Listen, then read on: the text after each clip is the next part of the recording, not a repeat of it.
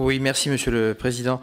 Oui, le suivi des dépenses de contentieux qui intègre donc désormais les remboursements et dégrèvements est réparti, si je ne m'abuse, dans plusieurs actions du programme 200.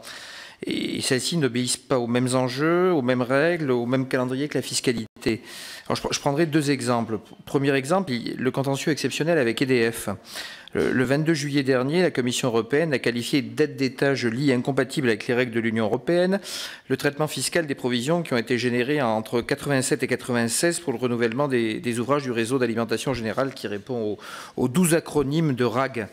Alors je passe sur les rebondissements, le fait qu'on avait tenté de restructurer le bilan d'EDF pour ne pas soumettre un certain nombre de provisions à l'impôt sur les sociétés. Mais après plusieurs rebondissements, la Commission européenne a finalement statué que le manque à gagner consenti par l'État français n'avait aucune rationalité économique et qu'il s'agissait d'une aide d'État. Alors le montant des pénalités, il est de 1,37 milliard, dont 889 millions d'exonération d'impôts et 488 d'intérêts. Alors c'est une catégorie qui relève bien sûr davantage des recettes non fiscales et pourtant l'ensemble de la somme a été intégré aux recettes fiscales de 2015 dans le dernier PLFR, ce qui a entraîné d'ailleurs une moins-value importante sur l'IS. Alors le contrôle parlementaire ne serait-il pas meilleur et les choses un peu plus clairement établies et anticipées avec des montants aussi importants que je rappelle, enfin 1,8 milliard en 2015, 2,4 milliards en 2016, si les dépenses de contentieux fiscaux étaient rapportées dans un programme spécifique qui soit rattaché à la mission remboursement et dégrèvement.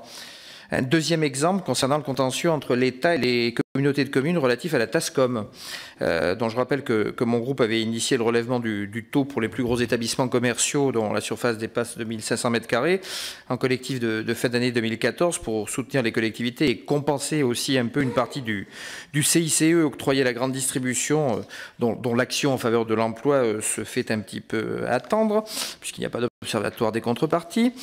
Selon une décision du Conseil d'État du 16 juillet 2014, c'est à tort que l'État a opéré une déduction de la dotation de compensation du fait de la perception par les EPCI du produit de la TASCOM à partir de 2011 pour l'année 2013. Alors, le même raisonnement pourra être tenu pour les exercices 2012 et 2014. Le législateur y a remédié pour les années 2015 et suivantes. Plusieurs communes et communautés de communes ont engagé des recours. Alors, quel est le montant total des pénalités envisagées par vos services, estimé dans un premier temps à 0,7 milliard d'euros, d'après ce qu'on m'avait dit? Ce chiffre a-t-il été revu éventuellement à la hausse? Je vous remercie.